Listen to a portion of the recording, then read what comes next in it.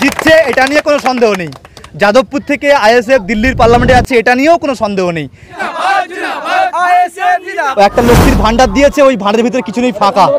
সেই ফাঁকার জন্য দেখলো যে ভাওতা আর ধোকা খাটার কিছু নেই। আইএসএফ হচ্ছে মূল লক্ষ্য, আইএসএফ হচ্ছে গরিব মানুষের আওয়াজ। তার আগে তৃণমূল ছেড়ে আইএসএফ জয়েন করার মূল উদ্দেশ্যটা কি বলবেন? অ্যাকচুয়াল তো শান্তি তো একমাত্র আইএসএফ, তো শান্তির জায়গায় আইএসএফ ফিরে আসছে। যারা আমাদের বাপেরা গেছিলেন কিংবা আমাদের যারা বড় ভাইয়েরা যারা গেছিলেন, ওনারা বুঝলেন যে তৃণমূলের মধ্যে কিছুই নেই। একটা লক্ষ্মীর ভান্ডার দিয়েছে, ওই ভান্ডারের ভিতরে কিছু নেই, ফাঁকা। সেই ফাঁকার জন্য দেখলো যে ভাওতা আর ধোকা খাটার কিছু নেই। আইএসএফ হচ্ছে মূল লক্ষ্য, আইএসএফ হচ্ছে গরিব মানুষের আওয়াজ, আইএসএফ হচ্ছে সাধারণ মানুষের আওয়াজ।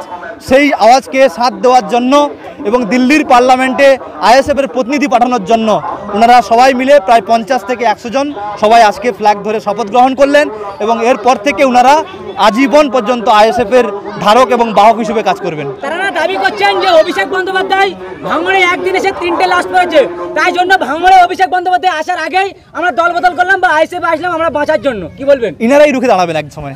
অভিষেক ব্যানার্জি যেটা শুরু করেছেন, যে তৃণমূল নামক যে কোম্পানিটা চালাচ্ছেন উনি, সেই কোম্পানির মালিকানা এখন কিন্তু বাজেয়াপ্ত হওয়ার পথে।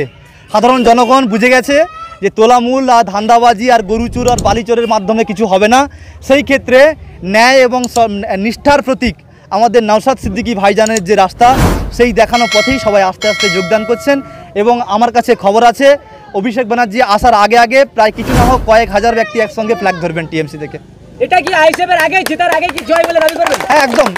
আইএসএফ জিতছে এটা নিয়ে কোনো সন্দেহ নেই। যাদবপুর থেকে আইএসএফ দিল্লির পার্লামেন্টে আছে এটা নিয়েও কোনো সন্দেহ নেই, কিন্তু এবার মার্জিনটা কিন্তু বিপুল আকারে বেড়ে যাচ্ছে।